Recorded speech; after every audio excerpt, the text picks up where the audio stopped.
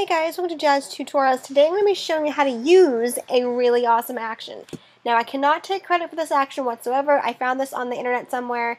I don't remember the site, but again, I will link below my download for this action so you can have it because it is a pretty awesome action and I'm so glad I found this action. And I just had to share this with you guys because I knew you would appreciate this. So, okay, obviously you want to open a photo, and upon opening your photo that you want to use, you're going to have to create a layer called brush. Now the reason for this is because within this action they call for a layer called brush, and I'll explain why momentarily. So just click on the layer and it will then allow you to type in the name of that layer. We're going to call that brush. Now is why we're calling it brush, because we're going to be brushing on top of this layer. Now there are multiple ways to do this next step, but I just find it a lot easier for myself to go ahead and brush on color. But some of you people that are really expertise out there will say, no, just go ahead and use the magic wand tool and all that jazz. And yeah, that would work, but I just like the soft round eraser brush technique, so I'm going to go with that. So grab a soft round eraser brush of size that suits your photo size. Mine is not quite big, it's only 550 pixels wide or whatever. So I'm using red for my color, but if you want to go with a different color, that's fine, as long as you are masking out your entire image itself. So go ahead and brush on top of your person in your photo, making sure to get every part of that person in the photo, or the subject in your photo, I should say, because you may not be using a person. It could be a plant, could be a tree, I don't know, could be a dog, could be a cat. So be sure to brush up the entire image, so that way it's only the background showing. I don't know what kind of backgrounds, if they make a difference. I've used this action on black backgrounds and white backgrounds, and they both come out very similar. So I'm not sure if you use a red background photo or an outside background photo, how the outcome will come out. It might be different, I don't know. But that's trial and error, but just to show you what it looks like, I'm using a white background. Okay, that's how your photo should look with your main image masked out with a soft round brush. Okay, after you've done that, you then want to load in the action. Now, I've done a tutorial on how to load in actions, but just for the purpose of this tutorial, I will briefly show you. Over here in the drop-down menu, it's going to give you an option to load in action. Click that button. It's going to then prompt you to find your source for your actions. Obviously, mine's in my applications folder under my Photoshop CS5 folder in there. And then it will give you the preset folder. Click on the action and then find it within that file and load it by clicking open, and it will then show up in your drop-down screen here. Oh right, it's called Music Art 3, so you should see it right there. Hit that little button over here, it gives you a drop-down menu. There are two different actions in this set. The first one is the one we're going to be working with first. I will show you the next one later on in the tutorial.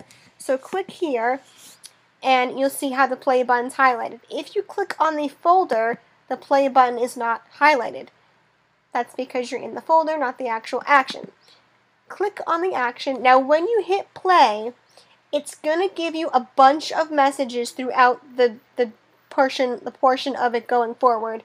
It'll say certain layers are not available, and that's because the person that originally made this tutorial didn't really fully instruct me or anyone downloading this how to install and create the layers that are needed. Create Refine Edge is not currently available. I'm not sure why that is. I've done research, and apparently it just is because someone has not made that layer available or has shown you how to add it into your action. So click continue, and it will then move on with the tutorial. Just keep hitting continue throughout the entire process until it no longer prompts you to hit continue. It shouldn't take too long, maybe about a minute, maybe 30 seconds, I don't know, depends. Continue.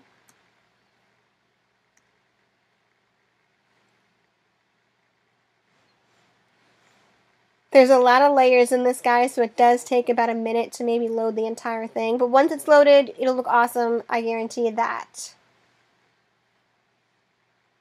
And there we have it. That's the action. It looks pretty cool. Even though some of the layers were not available, I still think it looks really awesome. So, yay! That's cool. Now, you're probably wondering what the next action is within this folder. It's an add texture, and this basically is like adding a brush to the back of your photo.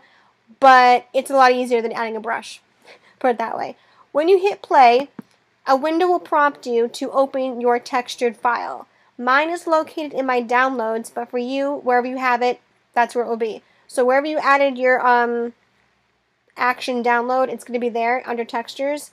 So make sure you do not delete that folder because you will need that. There's 4 different folders for 4 different options. You can have an abstract texture, splatter, stroke, or watercolor texture. The one thing I don't like though is that these previews are in white, so you can't exactly see what you're adding. You have to kind of just click it and hope for the best. But if you don't like it, don't worry, you can always change it. So I'm going to use 1 here. And then it's going to have the move tool available. So basically you can now move this wherever you want to put it. I'm going to place mine right there. And if you don't like this texture, you want to go back and add a different one, that's okay. Hit the no button over here, and you can go back, hit play, and add a new texture.